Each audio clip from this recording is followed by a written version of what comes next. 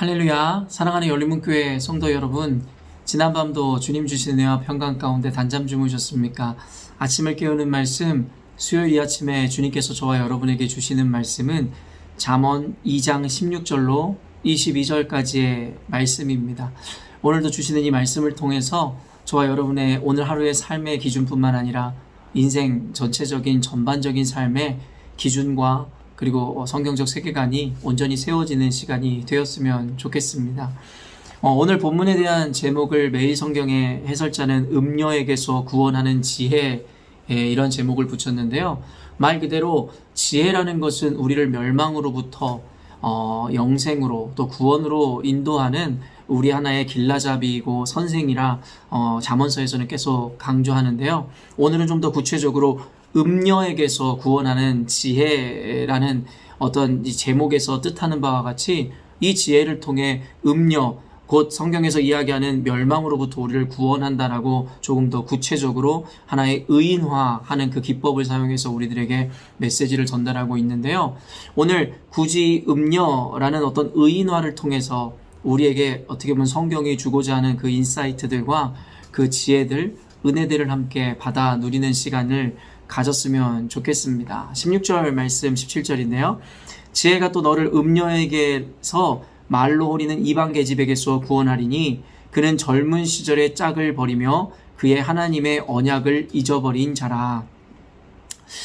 결국엔 이 음란이라는 것은 이 인간이 결국엔 욕망하는 이 몇 가지의 그 가장 큰 욕망, 욕구 중에 하나인 것 같습니다.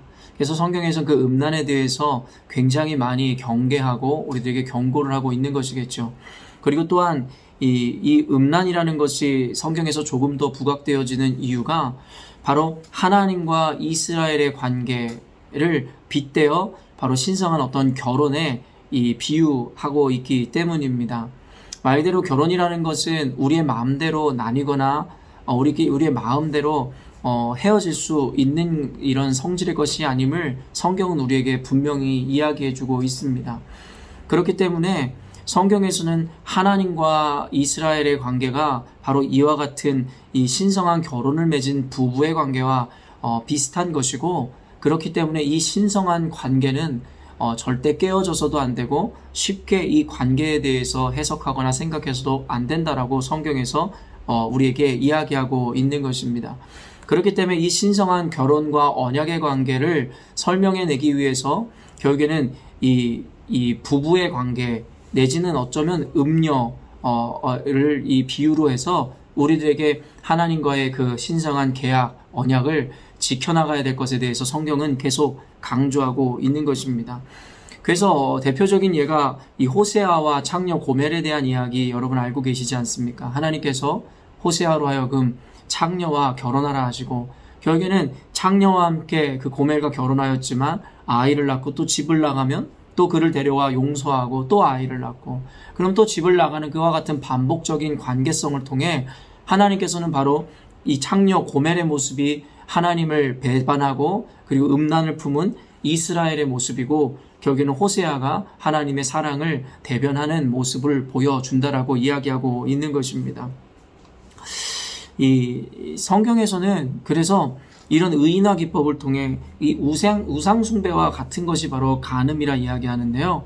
바로 이 신성한 결혼의 언약을 깨버린 이가 음란한 여자이듯이 결국에는 하나님을 버리고 우상을 숭배한 것이 바로 그와 같은 음란을 품은 것과 동일하다고 성경에서는 이야기하고 있는 것입니다.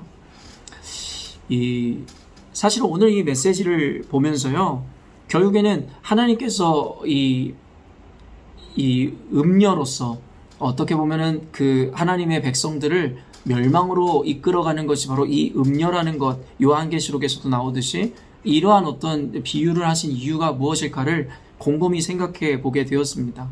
방금 이야기한 바와 같이 신성한 결혼의 관계, 언약의 관계를 설명하기 위해서 바로 이 음남과 그리고 음녀의 그 속임을 비유로 들었는데, 사실은 이런 이 음녀, 바로 이 음란이라는 것에서 결국엔 우리에게 또한 주는 메시지가 무엇인가도 한번 우리가 생각해 보는 시간을 가져야겠다는 생각을 하였습니다. 17절에서는 바로 그 우상 숭배하는 것, 그리고 하나님을 버리는 행위, 그것을 바로 이 외도나 음란에 비유하며 17절 그는 젊은 시절의 짝을 버리며 그의 하나님의 언약을 잊어버린 자라 이렇게 이야기하더라는 것입니다. 결국에는 사실은 이 인간과 인간의 사랑이 영원하지 못함을 우리는 잘 알고 있습니다. 결국엔 성경에서 이야기하는 부부간의 진정한 사랑이라는 것은 우리가 이야기하는 그 로맨스나 아니면 감정적인 사랑의 차원을 넘어 결국엔 그 신뢰관계로 이 사랑을 승화시켜야 함을 우리는 잘 알고 있는 것입니다. 여러분, 결국에는 인간과 인간의 관계, 결국에는 이 부부의 연을 맺으면 서로가 서로에게 소홀해지고 또 우리가 다른 생각을 하게 되는 이유가 무엇이겠습니까? 물론 다양한 어떤 이유가 존재하겠으나 또한 다른 상황이 영향을 미치겠으나 대부분은 이 오래된 그 관계에서 오는 결국에는 그 익숙함에서 오는 당연함 내지는 그 어떠한 친근감으로 인해서 서로에 대한 어떤 열정을 잃어버리게 되고 서로에 대한 그 익숙함으로 말미암아 이 매너리즘에 빠지고 형식적인 관계로 사실은 부부의 관계든 오래된 관계가 퇴색돼 버리기 때문이라는 것입니다.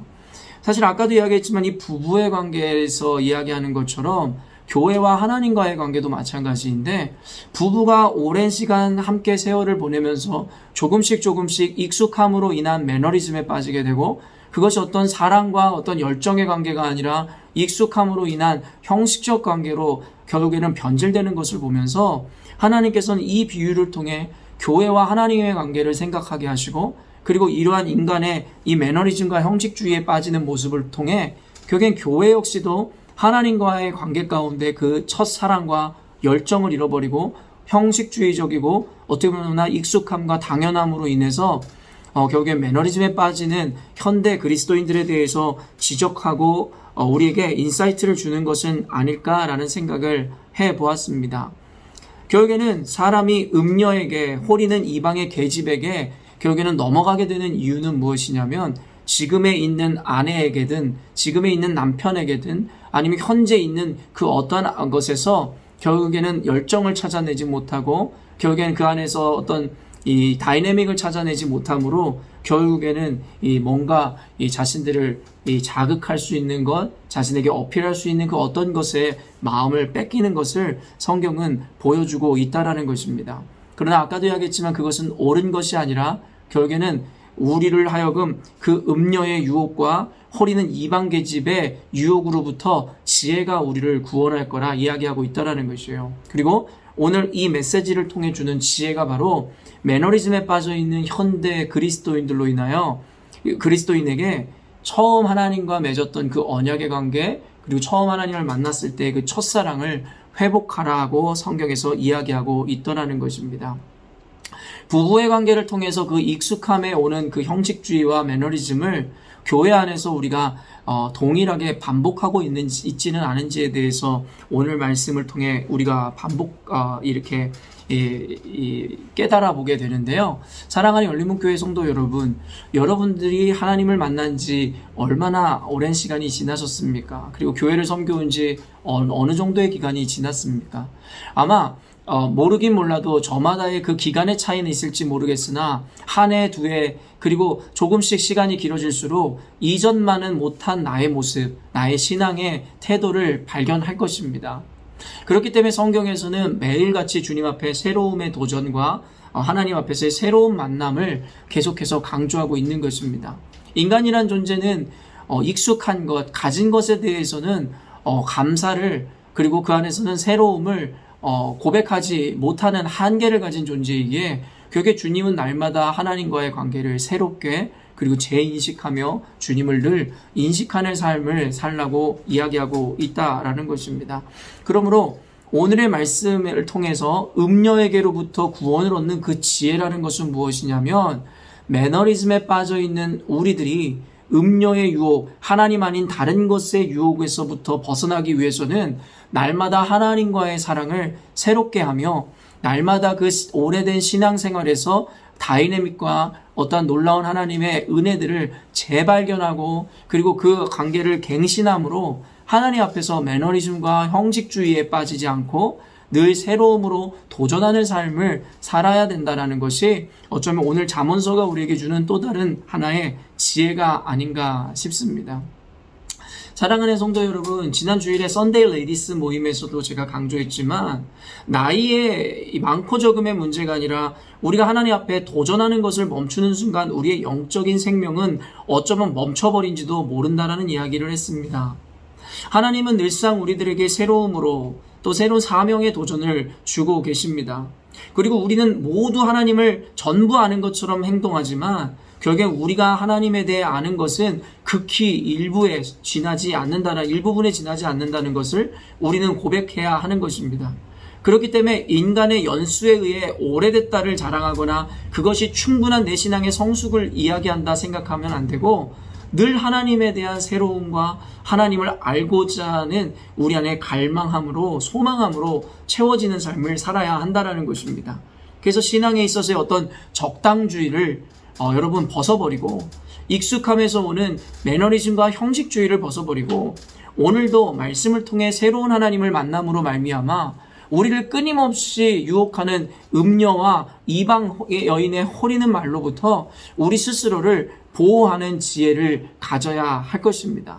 결국에는 18절 19절에 계속 나오듯이 결국에는 이방 계집의 호리는 말과 음녀에 의해서 결국에 유혹을 당해 넘어간 자의 말로는 결국에는 사망이고 그리고 생명을 얻지 못하는 것이라 이야기합니다.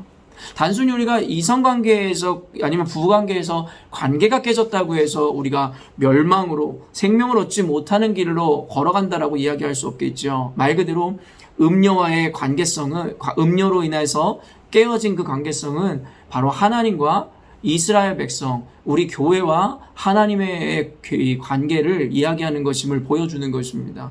그렇기 때문에 우리가 만약에 날마다 하나님 앞에 도전하고 그를 통한 새로움에 대한 갈망함을 잃어버려 형식주의적이고 매너리즘에 빠진 어떤 신앙인이 되어버린다면 결국에는 하나님이 아닌 다른 것으로부터 채워지고자 하는 그 욕망을 사모할 수밖에 없으며 결국에 우리는 멸망의 길, 생명을 얻지 못하는 길로 결국에는 내려갈 수밖에 없음을 성경은 우리에게 경고하고 있는 것입니다.